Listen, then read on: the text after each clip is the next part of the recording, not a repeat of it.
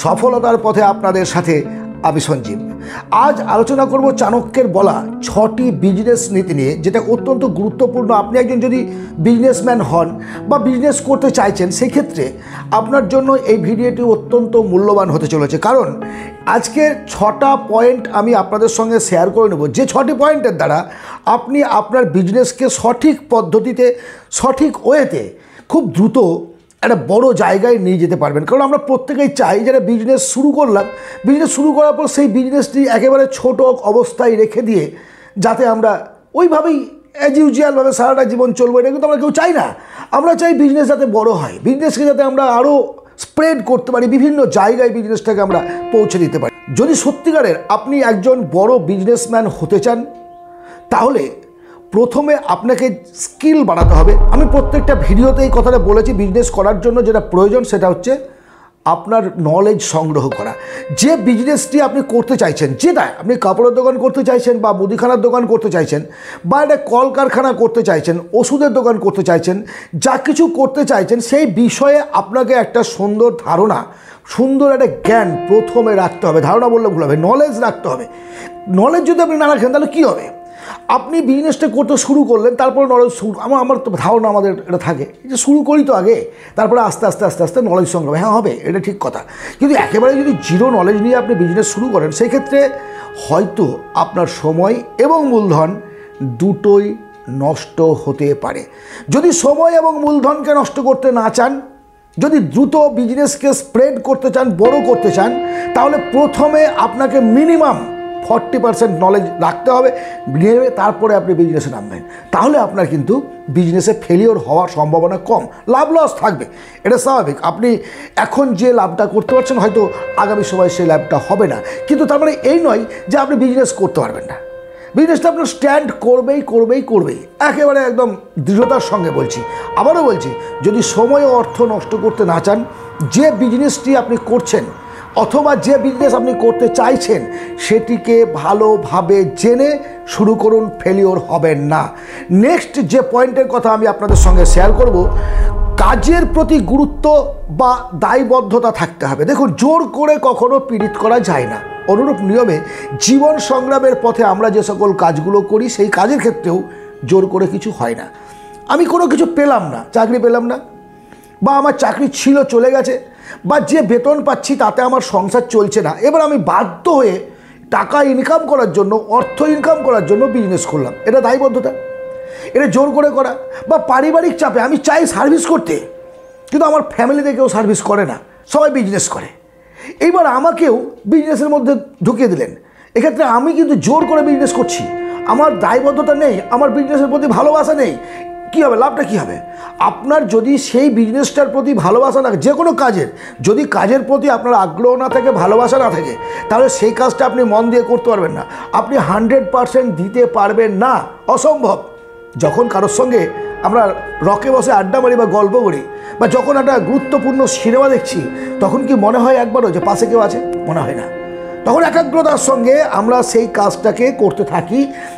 আর এই নিয়মটাই আমাদের লাইফের ক্ষেত্রে, যদি আমরা চাই জীবনে উন্নতি করতে, তাহলে একাগ্রতার সঙ্গে আপনি যে বিজনেসটি করছেন সেটাকে করতে হবে। নো দায়বদ্ধতা, নো বিজনেসের চাপ, শুধুমাত্র ভালোবাসার অনুপ্রেরণায় যদি আপনি বিজনেস করেন, বিজনেসকে যদি আপনি ভালোবাসেন, অবশ্যই সেখানে স্ট্যান্ড করবেন। কাজ ছোট হোক বা বড়, গুরুত্ব সহকারে করতে হবে। আমরা কিন্তু এটা করি বিজনেসের ক্ষেত্রে।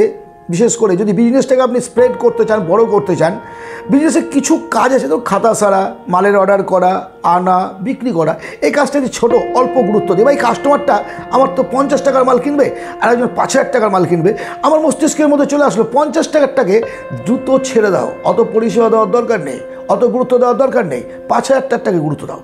এটা একেবারে রং পদ্ধতি। বিজনেসের ক্ষেত্রে এটি মারাত্মক ক্ষতিকর একটা জিনিস। কেন? আজকের 50 টাকার কাস্টমার একটা সময়ে 50,000 টাকার কাস্টমারে পরিণত হতে পারে। হয়তো জলের বোতল নিতে এসছেন, যে একসময় দেখা হলো আপনি একটা ডেকোরেটেড ফ্রিজের দোকান করেছেন বা এসির দোকান করেছেন, সেইখানে সেই শোরুমে যখন তিনি কিনতে আসবেন, কত টাকার মাল কিনবেন? তাহলে 50 টাকা দিয়ে তো আপনাকে চেক করতে উনি আসতে পারেন, কোনো কাজকে ছোট বা বড় ভাববেন না, এই কারণেই বলছি। প্রত্যেকটা কাজকে সমান গুরুত্ব দিয়ে সমানভাবে পরিষেবা দেবেন এবং খাতা ছাড়া আজ নয় কাল, কাল নয় পরশু, টু ডু লিস্টের যে ক্ষেত্রটা, আজকের আয় কত, ব্যয় কত হলো, সমস্ত হিসেবটা সঠিকভাবে রাখুন, গুরুত্ব সহকারে রাখুন। ছোট বড় ভাববেন না, এটা পরে করব, এটা আগে করব, এসব কিছু ভাববেন না। 4 নম্বর সূত্র, সহকারীদের সাহায্য নিন। যদি বিজনেসকে বড় করতে চান, একা পারবেন না। একা আপনি কত বড় বিজনেস করতে পারবেন? একা কতটা বিজনেস আপনি সামলাতে পারবেন না। একটা ছোট্ট দোকান করে আপনাকে সারা জীবন কাটিয়ে দিতে হবে। যদি চান জীবনে প্রতিষ্ঠিত বড় বিজনেসম্যান হতে, তাহলে আপনাকে অবশ্যই কারো সাহায্য নিতে হবে। সে অর্থনৈতিক সাহায্য নিতে হতে পারে, হেল্পার নিতে পারে, অ্যাসিস্ট্যান্ট নিতে হতে পারে, শেয়ারদার নিতে হতে পারে, বিভিন্নভাবে আপনাকে সাহায্য নিতে পারে। আর সাহায্য নেওয়ার জন্য সবচেয়ে যেটা গুরুত্বপূর্ণ, যে আপনাকে তার প্রতি বিশ্বাস রাখতে হবে। হ্যাঁ, এক্ষেত্রে একটা কথা আপনাকে আমি বলবো, বিশ্বাস রাখবেন, কিন্তু বিশ্বাসটা যেন অন্ধবিশ্বাস না হয়। অর্থাৎ আজকের সিসিটিভির জামানায় মেবি আমার একটা ছখানা বিজনেস আমি করেছি। ধরুন একটা বিজনেসে একজন ম্যানেজারবাবু দেখাশোনা করেন, তাহলে ম্যানেজারকে আমি বিশ্বাস করব? তাকে অবিশ্বাস করব না, কখনো বিশ্বাস করবো না। রেট কাটিং ইত্যাদি ইত্যাদি, দাম দর করে কে দামে বিক্রি করলো ইত্যাদি, এগুলো দেখুন ও তো বিল করবে। একটা বেঁধে দিয়ে আসলাম দাম, তার একটা নিয়ারেস্ট ফ্রেন্ডস আসলো, সে 10% লেস করে তাকে দিতে পারে, সেই স্বাধীনতা টাকা দিতে হবে, দ্যাট ইজ বিশ্বাস। কিন্তু তার অর্থ এই নেই যে অন্ধবিশ্বাস করবেন। সেখানে সিসিটিভি আছে, সে কী করছে, তার কালচারটা কী, সে কীভাবে দোকানটাকে পরিচালনা করছে, সবটা চালাচ্ছে কীভাবে, সারাদিন কীভাবে ব্যবহার করছে, তার জন্য সিসিটিভি আছে, আপনি ফলো করুন। অন্ধবিশ্বাস করবেন না যে না এটা আমার বিশ্বস্ত। আমি দেখেছি আমার বন্ধুর ইলেকট্রনিক্সের দোকান আছে, ইলেকট্রিক্যাল অ্যান্ড ইলেকট্রনিক্স, দারুণ দারুণ রমরমা, তার সঙ্গে মাল্টি বিজনেস করেন, মার্বেল টার্বেল ইত্যাদি। তার একটা বিশ্বস্ত কর্মচারী দীর্ঘদিন ধরে তার দোকানে কাজ করে। হঠাৎ করে একদিন সে ধরা পড়ে যায় কিছু মাল চুরির দায়ে, ব্যাগে করে বাড়ি নিয়ে যাচ্ছে, ধরা পড়ে গেল। যখন ধরা পড়ে গেলো, একটা খুব বেশি হলে 500 টাকার মাল হবে।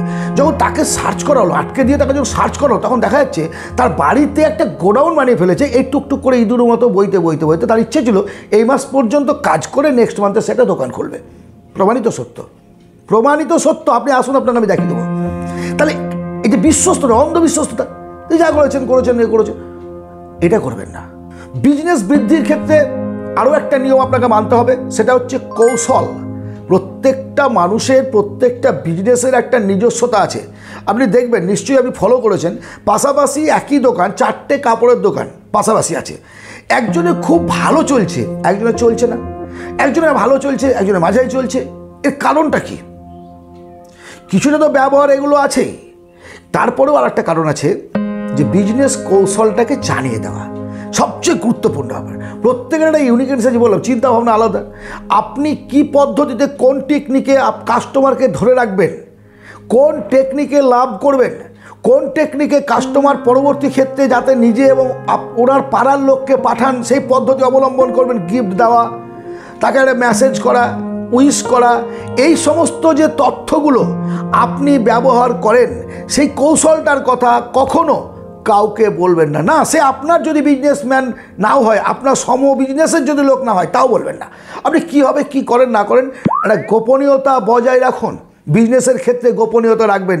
এই গোপনীয়তা আপনি আপনার পরিবার, ফ্যামিলি, বন্ধুবান্ধব, আত্মীয় স্বজন কারোর সঙ্গে আলোচনা করবেন না, তাতে আপনি কিন্তু মহাবিপদে পড়তে পারেন। ব্যবসা করার জন্য, বিজনেসকে বৃদ্ধি করার জন্য, আরও টেনে বড় করবো, ইন্টারন্যাশনাল বিজনেসম্যান হবো, দ্রুত ধনী হওয়ার চক্করে পড়ে 2 নম্বরে বিজনেস করবেন না। বিজনেসে 2 নম্বরই মানে আমি চোরাই মাল কিনলাম, কম দামে বিক্রি করছি হাই রেটে। দয়া করে আমি অনুরোধ করবো, আপনার জোরহাত করে অনুরোধ করবো, যদি জীবনে প্রতিষ্ঠিত হতে চান, একজন ভালো বিজনেসম্যান হতে চান, কখনোই এই ধরনের ভুল করবেন না, যে দ্রুত ধনী হওয়ার চক্করে পড়ে আপনি 2 নম্বরে মাল কিনে নিলেন। মেবি আপনি হয়তো 2 বছর, 3 বছর, 4 বছর, 5 বছরে ধনী হয়ে গেলেন, পারলেন, উন্নতি করতে পারলেন, কিন্তু একটা সময় আসবে আপনি শেষ হয়ে যাবেন। আপনার গুডউইল, এতদিনের পরিশ্রম আপনার নষ্ট হয়ে যাবেন। আমি আমার জীবনে কোনোদিন লটারি কাটিনি, কেন জানেন? যে আজকে যদি আমি লটারিতে 1 কোটি টাকা পেয়ে যাই, আমার পাড়া প্রতিবেশী, আত্মীয় স্বজন, বন্ধু বান্ধব বলবে, জানিস ও তো লটারি কেটে বড়লোক হয়েছে। তাহলে আজ পর্যন্ত, এই বয়স পর্যন্ত আমি এতটা পরিশ্রম করে যে পথ জার্নি করে এই জায়গায় এসেছি, সবটা বিফল হয়ে গেল শুধু একটা লোভের জন্য, একটা সাহায্যের জন্য। সবস, যদি বিজনেস করতে চান, আপনাদের কাছে আমার আন্তরিক রিকোয়েস্ট, দু নম্বরই কোনো বিজনেসের সঙ্গে জড়াবেন না, অবৈধ কোনো কাজের সঙ্গে জড়াবেন না, নৈতিকতার সঙ্গে ন্যায্য কাজ করুন, দেরি করুন, শর্টকাট রাস্তা খুঁজবেন না। শর্টকাট রাস্তা খুঁজতে গিয়েই তো আমরা অন্যায়টা করি। দ্রুত ধনী হবো, এই দ্রুত ধনী হওয়ার চক্করে বলে শর্টকাট রাস্তা খুঁজি, আর এই শর্টকাট রাস্তা খুঁজতে গিয়েই কিন্তু 2 নম্বরটা করে ফেলি, যে কী করবো তার না। বাস দ্রুত যা কিছু পাওয়া যায় দ্রুত চলে যায়। ধীরে ধীরে আপনি আপনাকে মজবুত করুন, আপনার অর্থনৈতিক দিক, আপনার বিজনেসের দিক স্প্রেড করুন নিজেকে ধীরে ধীরে, সেটা পড়ে যাবে না। আপনি না থাকলেও সেই ট্রাস্ট চলবে, সেই অর্গানাইজেশন চলবে। আর এটা তো চাই আমরা প্রত্যেকে। বোঝার সুবিধার্থে আমি পুনরায় এই 6টি পয়েন্ট আপনাদের সঙ্গে হেডিংগুলো বলছি। না জেনে কোনো বিজনেসে হাত দেবেন না, স্কিল বাড়ান, জ্ঞান বাড়ান, কাজের প্রতি দায়বদ্ধতা রাখুন, জোর করে কাজ করবেন না, কারো চাপে পড়ে বিজনেস করবেন না। আপনি আপনার ছোট বা বড় কাজ ভেবে গুরুত্ব কম দেবেন না, প্রত্যেকটা কাজকে গুরুত্বপূর্ণ ভাবুন। সহকর্মীদের ওপরে বিশ্বাস রাখুন, কিন্তু অন্ধবিশ্বাস নয়। আপনার বিজনেসের গোপন কথা কাউকে বলবেন না। দ্রুত ধনী হওয়ার চক্করে পড়ে কোনো শর্টকাট রাস্তা খুঁজে বেআইনি কাজ করবেন না। যদি আজকের এই আলোচনা ভালো লাগে দয়া করে একটা লাইক কমেন্ট করবেন, শেয়ার করবেন বন্ধুবান্ধবদের মধ্যে। কারণ বাঙালি জাগুক, বাঙালি বিজনেস করুক। চাকরির অবস্থা যা, তাতে আপনি যদি নিজের পায়ে দাঁড়াতে না পারেন তাহলে কিছুই হবে না। আপনি যদি একজন সার্ভিসম্যানও হন তাহলেও কোনো না কোনো বিজনেসের সঙ্গে জড়িয়ে পড়ুন। একাধিক ইনকামের রাস্তা না থাকলে কম্পিটিশনে টিকে থাকা সত্যি খুব যন্ত্রণাদায়ক হয়ে উঠবে। ভালো থাকবেন, সুস্থ থাকবেন, আনন্দে থাকবেন।